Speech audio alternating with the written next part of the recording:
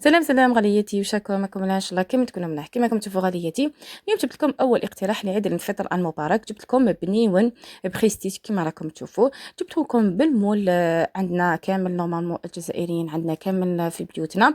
مول قديم ماشي جديد، اللي عندها المول ديالها قديم غير تجبدوا. جبت لكم به وصفه ولا اروع. شوفوا الشكل ديالو شحال خرج بريزونطا. نبداو بسم الله. في الغيسيبيون البنات ديروا كاس غاطو مطحون مع كاس غوفخيت مطحون.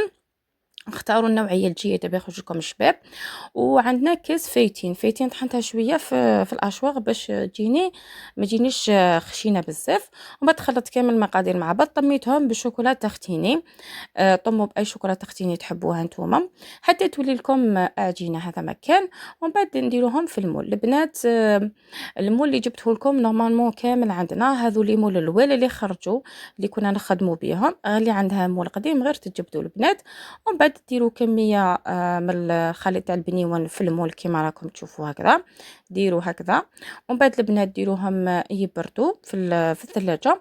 ومن بعد باش نديمولوهم عمليه بزاف سهله. هذا البنيون بزاف سهل. والبنات يخرج بنين يخرج ما شاء الله. والشكل تاعو يخرج ولا اروع البنات بلا ما تشري مول. كل مره راهم يخرجوا ديمول جدد، راهم اشكال وانواع تاع ليمول تاع السنه. هاوليك ديموليتو فاسيلمون البنات. شوفوا كي ديمولوه فاسيلمون.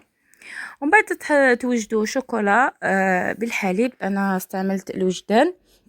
البنات كل وهنايا البنات هنايا حشيتو نتوما تحشوه هنا بطوفيا ولا كابريس ولا كيما تحبوا. انا حشيتو هكذا كيما راكم تشوفوا. حشيتو كامل بهذه الكابريس بزاف بنينه. انا نحب كابريس خير من الطوفيا. ومن بعد تغلاسيو كيما قلت لكم البنات. تذوبوا الشوكولا بالحليب. هنا ذوبت 200 غرام شوكولا بالحليب، زدت لهم 4 ملاعق زيت.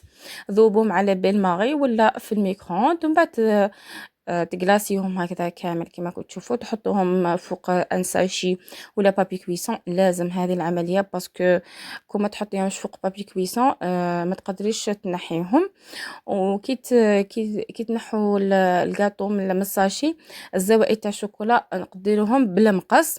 وهنا الكاناج عندي 80 غرام زبده مع 100 غرام شوكولا بالحليب. نذوبهم هكا على بالماغي. ومن بعد نخلط معاهم 150 غرام شوكولا تختيني اي نوعيه تحبوا. وتحطوهم تخلوهم برا ليله كامله ولا كنتم بريسيون ديروهم في الثلاجه. خلوهم يباتوا. ومن بعد تخلطوا غير بالشوكه ولا بالملعقه وديروا هذا الكاناج ديالكم هكذا بلا بوش. وشوفوا لي الشكل ديالو شحال خرج جميل، خرج ما شاء الله. وديروا هذيك اللوغو تاع عيد مبارك. واللي عنده اي مناسبه دير اللوغو ديالها. والسلام عليكم.